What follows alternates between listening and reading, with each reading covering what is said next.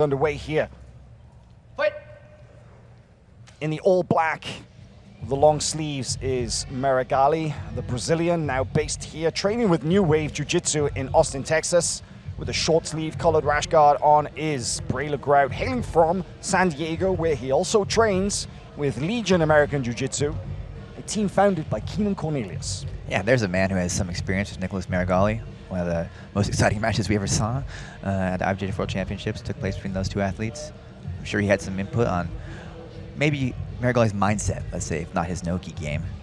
Now, who's next viewers would have seen Breylor Grout, albeit rather briefly, on the very first episode of the show, because he was eliminated by Big Dan Manasoyu in that first round of matches in the fastest match of the entire season. He basically lost in the 30 seconds to a leg lock, but, well, I mean, this match has already gone longer than that, but that's not Meregali's style, is it, Chase?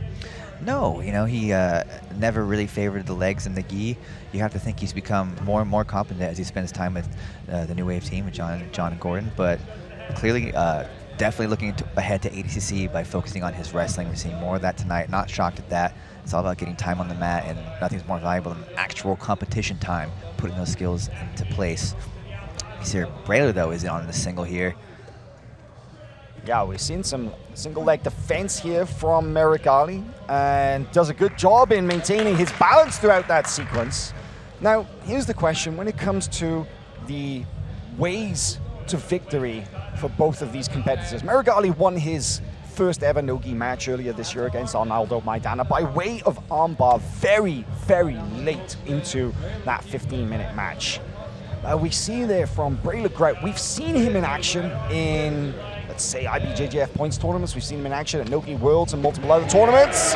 Nice takedown there from Meregali from the single leg. Very different finish there to that of Grout's attempt earlier. And immediately into a passing position is Meregali. Yeah, what a nice finish to that takedown, right where he wants to be, pouring on the pressure from top here.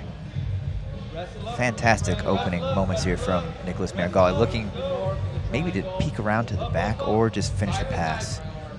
Almost a chance for the black hole if he shoots that left leg around. I'm seeing triangle. There is a triangle. Yeah. I'm seeing a triangle either from front or from the back, because that position, that deep underhook that Meregali has, he could well escape that leg from inside the half guard, run around to the top and finish with one of those triangles from the back. But Breylor Grout seems to have removed that immediate threat and is now in a position to possibly scoop a leg for an attack of his own from this Z-guard position. Yeah, great work from Breylor there. Things were looking a little bit tenuous for him, but now he's on the attack here from bottom. Oh, he's throwing the leg up. He's into this kind of single leg X position. You can see that Meregali is addressing it by trying to remove the foot from the hip. He doesn't want to get deeply entangled by the legs. Trying to high step, back step his way out of it. Goes over the top. And that somewhat answers the question of how Meregali handles the leg attacks. Yeah, and wasting no time going right back into his passing sequences here. Nice Double attempt from underhooks Breylor, on top. but Meregali turning up the pace now here. Oh, very close to moving into the mount now. He has double underhooks. This looks like watching Gordon Ryan pass the guard. The way that he has those elbows so far separated away from Breylor Grout's torso, and he's moving high now with this mount. This is a very dominant position indeed, and we are not even 4 minutes into the match. We've heard they're working on smothering submissions there from this kind of chest-to-face position with both arms collected. That looks horrible. Well, we saw how much pressure Gordon Ryan generated in his match against Jacob Couch earlier this year, that he was able to get a finish from a very similar position. And Meregali seems to be, well, if there's any example that you should follow when it comes to no-gi grappling, Gordon Ryan is a very good example to follow, technically speaking. And Meregali is, wow, just the technicalities on the mat right now, the resemblance is striking. Yeah, and even if you don't get the finish here, you set up all kinds of options, like the arm, for example, which Meregali has opted to perhaps drop off for.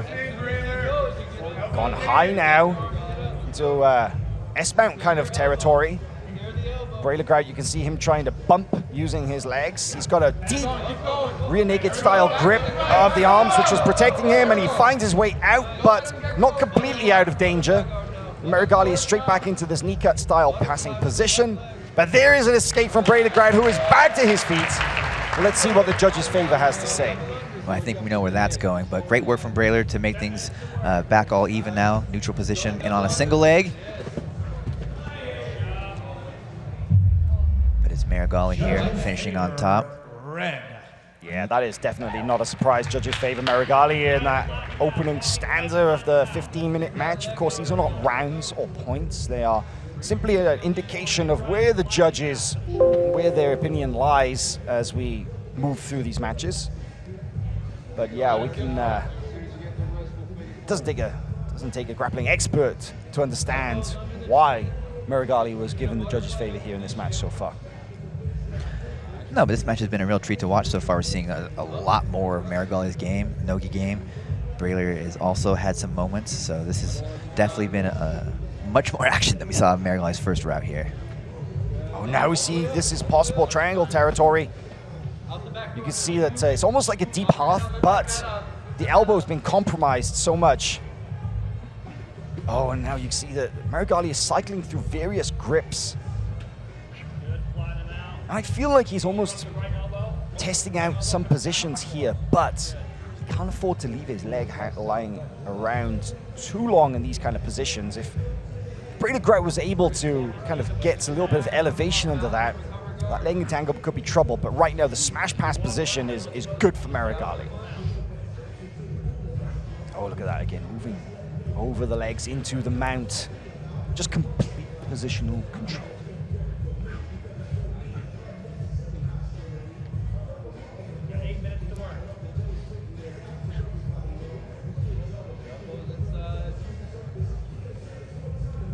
Such a different match compared to Nicholas Meregali's first no-gi match earlier this year, which was almost entirely played out on the feet as a wrestling match.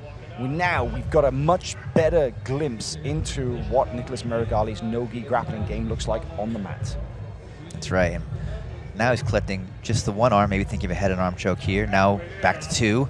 Again, forcing the smother. This has to be wearing on Breylor, zapping his energy, just making life difficult.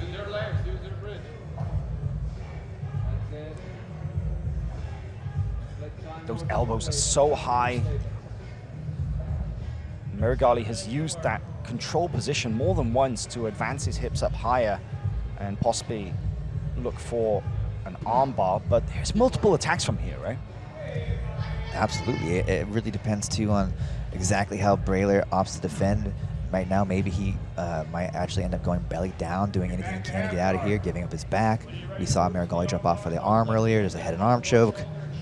A lot basically can happen from here. Or Meregali can continue just to cook him until the moment presents itself, which we see here. This could be it. This could be that moment, because now this is the exact same attacking position he went for earlier.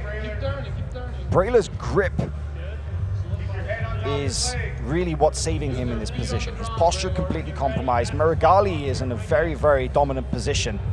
He's going to look to pass his left leg over the head and to go for an arm lock, to hyperextend the left arm of Breylor Grout. But the slipperiness of the no-gi game, you can see that the grips were lost, and Meregali has now switched to the head and arm choke, aka the katakatami. And once again, there's an escape there from Grout. Good late submission defense in both cases. Oh, a possible leg attack here for Grout. Nicholas's leg is kind of at a weird angle here, but he is in a safe position if he gets a little more comfortable. Now he's very happy. He can get a cross face and maybe he can pass directly into the mount like he has been here.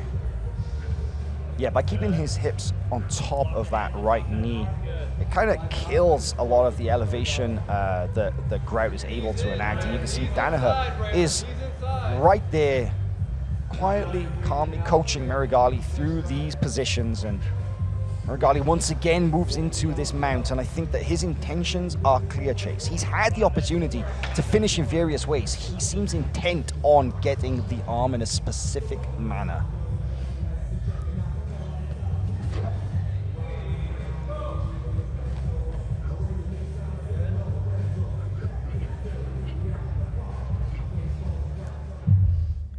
Again, looking to... Red. Yeah, judges favor red after that second 5 minutes. We're over 10 minutes into this match now, and Nicholas Meregali goes for his third armbar attack. Now this is better. He has the leg over the head.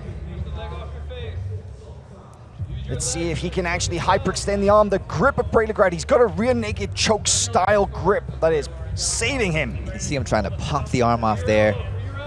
Breylor's got an awesome grip, it looks like, though. Proving it throughout this match. Because gi or no gi, finishing an armbar is the same kind of technical. Oh, he's out.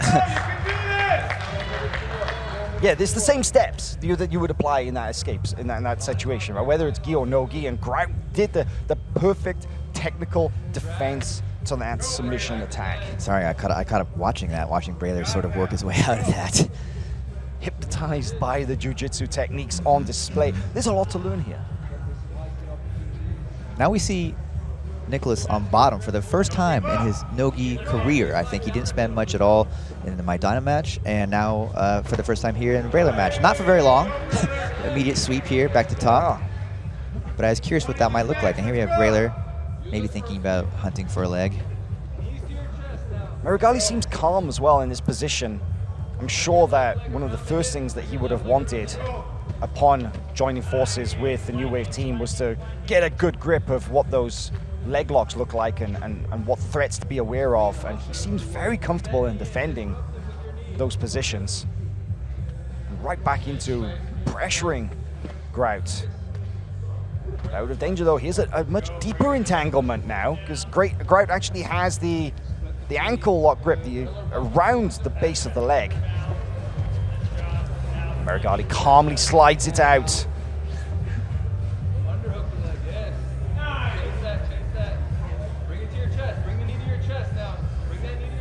We see a head hunting again is Nicholas Meregali. He's gone high, and he is once again looking for that arm triangle choke. There's a great angle of the submission attack. Kick and pull, kick and pull. Kick him to your left. Open to your left. Get your knee underneath them. Breylor, recover. And I'm really impressed by Grout's resilience in the face of all of these submissions. It's a methodical performance from Meregali. I've lost count of the amount of submissions that he's been working on. Yeah, great point. Meregali been dominant throughout, but Breylor executing a lot of technical escapes, doing just enough to stay safe for the remainder of this round, maybe. 2 minutes left.